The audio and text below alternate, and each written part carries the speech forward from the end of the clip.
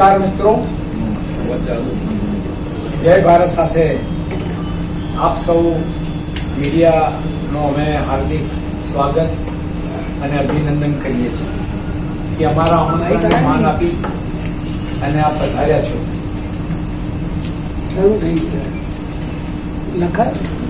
આપના દરેક જે કંઈ પ્રશ્નો છે આ સોનગઢના પ્રોજેક્ટ વિશે, તો એના ઉત્તરો શ્રી રાજુભાઈ વિનોદરાય કામદાર અને રાજુભાઈ શાહ આપને આપશે.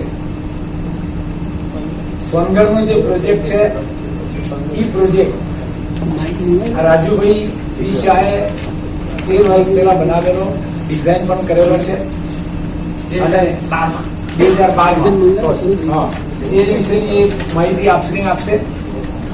અને આપશ્રીને એડવાન્સમાં આપને આપ સૌ પધાર્યા છો, અમારા આમંત્રણને માન દઈને આપ સૌનો અમે હૃદયપૂર્વક આભાર માનીએ છીએ. છેલ્લે અમારી એક આપને નમ્ર વિનંતી છે કે અમારા ગુરુ શ્રી કાનજી સ્વામી દ્વારા એમના શિષ્ય બેન શ્રી ચંપાબેન દ્વારા ઉપદેશિત એક પુસ્તક છે જે અધ્યાત્મનું પુસ્તક છે. સીધી સરળ ગુજરાતી ભાષામાં લખેલું છે. તો આપને અધ્યાત્મમાં અને આત્માની વાતમાં થોડો રસ હોય તો છેલ્લે આપ સૌને વિનંતી છે કે આ પુસ્તક આ વાંચવા માટે અમે આપને આપશું. તો આપ લઈ જવા વિનંતી. ધન્યવાદ, આપ સૌનો આભાર. નમસ્કાર. પાર્લર રહું છું અને સોનગઢમાં પણ રહું છું. મને કાનજી સ્વામીનો ભેટો 12 વર્ષની ઉંમરે થયો હતો અને એમનાથી હું પ્રભાવિત હતો. એ અમદાવાદમાં 25 વાર મારા મામાના બંગલે આવી ગયા છે. હું ત્યાં રહેતો હતો અને એમની પાસે આ જૈન તત્વજ્ઞાન સમજો. ત્યારબાદ બેનશ્રી ચંપાબેન, એમનો પણ મને પરિચય થયો. એમની પણ બહુ આધ્યાત્મિક વૈરાગ્ય દશા હતી અને એમની તત્વચર્ચા સાંભળીને પણ મને ખૂબ જ મારા જીવનમાં શાંતિ મળી છે. આવા ગુરુ બંને મળ્યા પછી સોનગઢની અંદર દરેક પ્રસંગમાં કાયમ માટે હું જતો અને અમારા બધા મુમુક્ષુઓ ભેગા મળીને અમે કાર્ય કરતા. પરંતુ એક વાત અત્યારે હું આપને જણાવું છું કે આ જે પ્રેસ નોટની અંદર જે મુખ્ય નામ આપ્યું છે નામીશભાઈ શાંતિલાલ શાહ, એ મારા પરમ મિત્ર જ છે, મુમુક્ષુ છે. એમની સાથે મારો કોઈ રાગદ્વેષ નથી, પણ હું ધર્મના સિદ્ધાંત સાથે બાંધછોડ કરતો નથી. જો આવો પ્રોજેક્ટ મારી વાઈફ અથવા મારો પુત્ર પણ કરે તો પણ હું એનો વિરોધ કરું, કારણ કે જૈન ધર્મમાં હિંસાને મહત્વ આપી શકાય નહીં. પછી ગમે તેટલો રૂપિયો એની સામે હોય અથવા આ 3 લોકનું રાજ્ય પણ હોય તો પણ હિંસાના માટે પેલું કરી શકાય નહીં. પ્રોજેક્ટ શું છે તો પહેલા જણાવો અમને.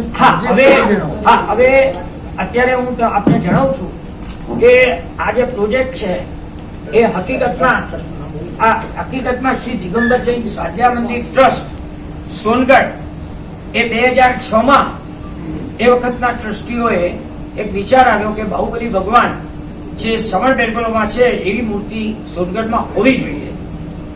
અને જ્યારે એવી જાહેરાત થઈ ત્યારે અઢળક પ્રોત્સાહન મળ્યું લોકોનું અને પૈસા પણ ખૂબ મળી ગયા. પરંતુ એ પ્રોજેક્ટ ભાનુવાડીમાં, એટલે સોનગઢનું જે મેઇન સંકુલ છે એનાથી થોડે દૂર હતો, એટલે ઘણા લોકોએ વિરોધ કર્યો. અને વિરોધમાં હું પણ હતો કે ભાઈ ભાનુવાડીની જગ્યાએ સોનગઢના સંકુલમાં થાય તો આખું એક સંકુલ રહે. એટલે બધા ટ્રસ્ટીઓએ સહજ કરી લીધું કે સોનગઢના સંકુલમાં કરીએ. એટલે એ પ્રોજેક્ટ માટે પ્રમુખ સાહેબે મને વિનંતી કરી કે રાજુભાઈ, તમે તો જે સ્કૂલ ઓફ આર્ટમાં ભણેલા છો, આવો. એમને મને ઇન્વાઇટ કર્યા અને એક આ પ્રોજેક્ટ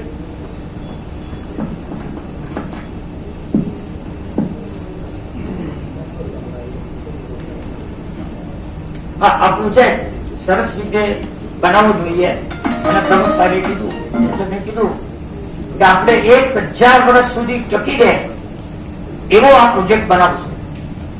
જોધપુરના પથ્થર આવે છે એ પથ્થરમાં બનાવશું. એમને વાત કરી. પછી અહીંયાના જે જતીનભાઈ કરીને અમદાવાદના મોટા આર્કિટેક્ટ છે, સોલપુર આર્કિટેક્ટ છે, બધા મારા મિત્ર સર્કલમાં હતા. એ બધાને ટ્રસ્ટીઓને અહીંયા બોલાવ્યા, બધા સાથે ડિસ્કસ કર્યું અને બધા હા પાડી દીધી કે આ પ્રોજેક્ટ કરો.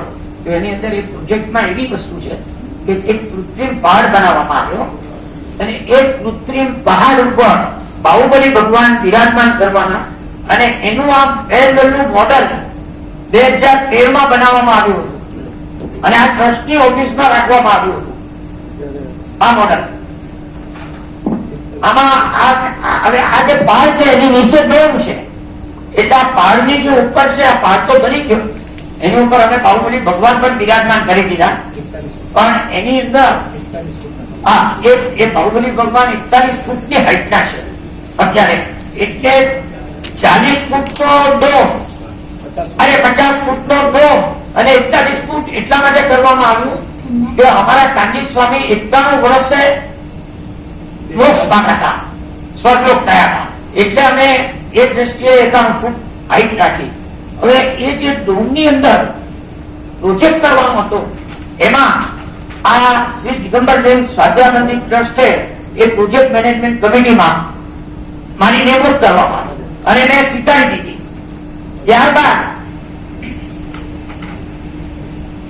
આ બધા ટ્રસ્ટની ઓફિસના ચિત્રો છે, આ બધા ટ્રસ્ટની ઓફિસના ચિત્રો છે.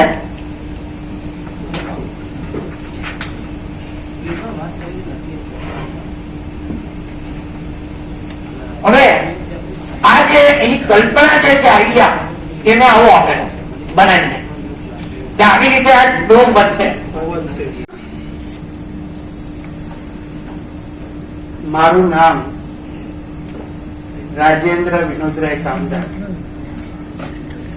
હું રાજકોટમાં પણ રહું છું અને સોનગઢમાં પણ મારું નિવાસસ્થાન છે. 10 વર્ષની ઉંમરથી અત્યારે મને 70 થયા. 10 વર્ષની ઉંમરથી કાળજી સ્વામીના અને એના પટ શિષ્ય બેન શ્રી ચંપાબેનના પરિચયમાં છે.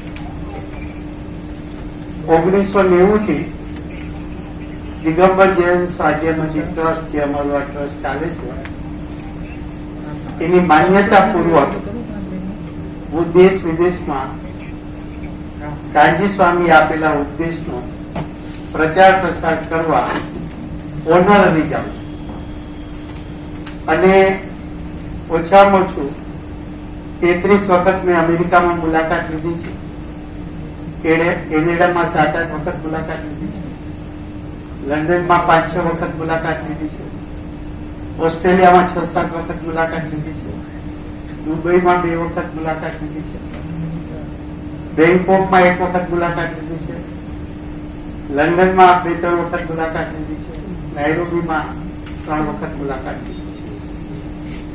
હવે આ ઉપદેશ આજે આજની મીટિંગ છે એનો મૂળ હેતુ શું છે, આપણે મૂળ વાત ઉપર ડાયરેક્ટ ફોકસ કરીને આવી જઈએ. બરાબર છે કે જૈન ધર્મમાં આખરી તીર્થંકર મહાવીર ભગવાન થયા અને જૈન હોય કે જૈનેતર હોય બધા એ જાણે છે કે મહાવીર ભગવાનનો ઉપદેશ એક જ છે, અહિંસા પરમો ધર્મ. કોઈ જીવની હિંસા આપણા નિમિત્તે ન થાય એ જૈન ધર્મનો મૂળભૂત સિદ્ધાંત છે.